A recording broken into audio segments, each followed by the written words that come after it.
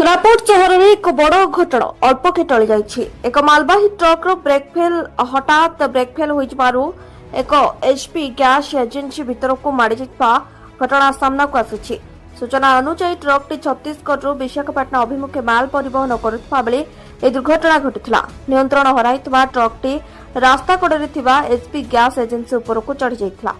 उक्त कोठार तल महल गैस एजेंसी थिबा बेले उपर महल एचडीएफसी बैंक समेत अन्य बैंक कार्यालय रही। दुर्घटना समय बैंक को आसुवा ग्राहक माने रास्ता कड़े निजर गाड़ी रखिते। ब्रेक फेल होता ट्रकटी प्राय 15 रु अधिक मोटरसाइकेल को धक्का दे चुरमार कर सौभाग्यवशतः यह घटना कौन प्राणहानि किंबा गुरुतर आहत होबार खबर मिले ना।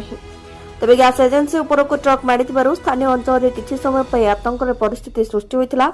खबर पाई पुलिस घटनास्थल में पहुंची ट्रक को जबत कर दुर्घटनार प्रकृत कारण और क्षयक्षतिर आकलन अधिक तदंत जारी रही। संजय कुमार पाणी रिपोर्ट, श्री न्यूज।